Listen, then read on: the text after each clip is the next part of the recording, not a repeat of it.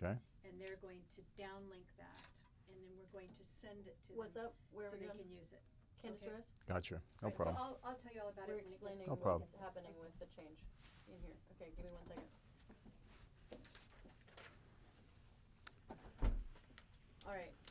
So next up is Candace. So this is adjust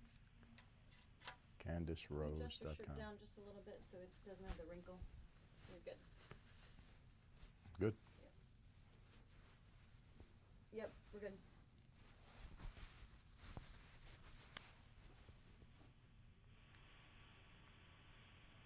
Going up on satellite to camera.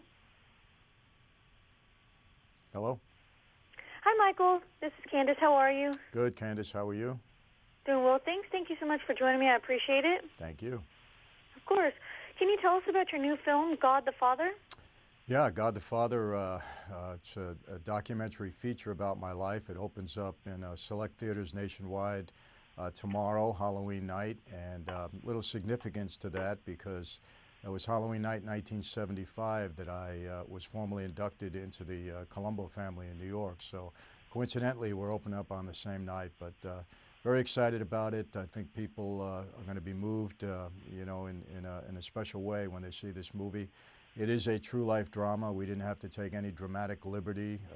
What they see is the real story. So hopefully people are going to enjoy it.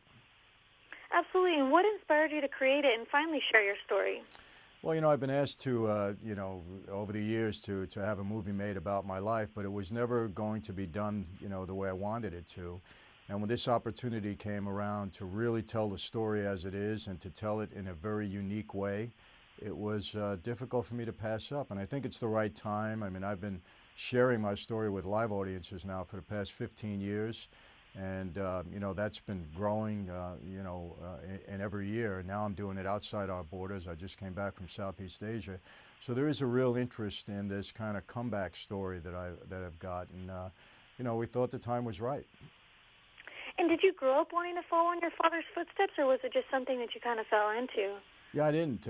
My father originally didn't want this life for me, and I was on my way to becoming a doctor. I was a pre-med student at Hofstra University in New York when Dad got in some serious trouble, and eventually went away for 50 years, you know, on a federal bank robbery sentence.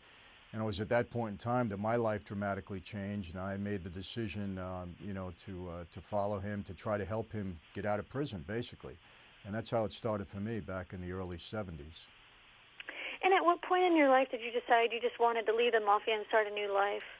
Well, again, you know, I had spent almost 20 years in that life, and you know, I rose to the level of capo regime or captain, and I had a good level, a good measure of success in that life. But then in 1984, I met a young woman who is now my wife of 29 years, and she was a young girl of faith, a young Christian woman, and it was eventually through you know, my love for her and my influence, or her influence, I should say, on my life that caused me to walk away from what is a pretty difficult life, and obviously the best decision that I've made. Absolutely. And you were given a Bible when you were in prison. Was this something that changed your life immediately, or was it just more of a gradual process? No, it was nothing immediate for me. I mean, it was a long process. You know, you don't come from that street mentality that I was so much a part of and just automatically snap out of it. It was a long and arduous process and a long struggle for me to finally come to the Lord, come to God. And, you know, I think it's like that with many people. You know, you don't just get hypnotized overnight.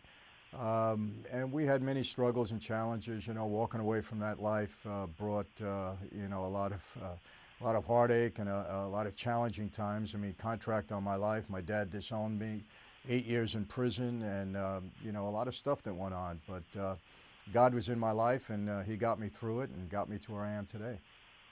And how has your faith shaped your life? You know, my faith is it's been everything to me now because I firmly believe it. It's you know, it's become crystal clear to me that God has had a different purpose in my life. He's shown me that. And to me now, it's all about God and all about family and all about sharing the story of what He's done in my life with anybody that's willing to listen.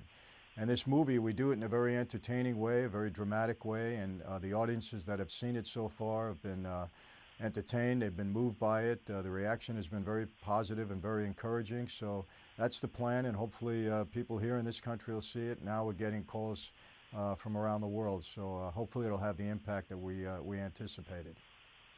And speaking of your family, your daughter was also in the film. What was that like? Actually, 3 of my daughters are in the film. Wow. My wife and daughters are all dancers, and it was amazing just having my family involved. My youngest daughter, she's Broadway bound. I mean, they're all good dancers, but she's really gifted, and she plays my wife at a young age and does the dancing. And you know, it was exciting, and it was a little eye-opening for them because they didn't really know the extent of my former life, and now they're seeing it in this movie, and it was like, whoa, you know, this was really you, Dad. So we had to get over some of that, but you know, they realize that things are different now, and hopefully I'm different, and it's been a great experience. And what do you hope that moviegoers will take away from the film? You know, I hope they see that anybody can come out of a bad situation, that, you know, and you can succeed in life, and with God in your life, anything is possible. I tell people, look, at one time I was the worst person in the room, and look what God has done in my life, and look where He's brought me, blessed me in so many ways.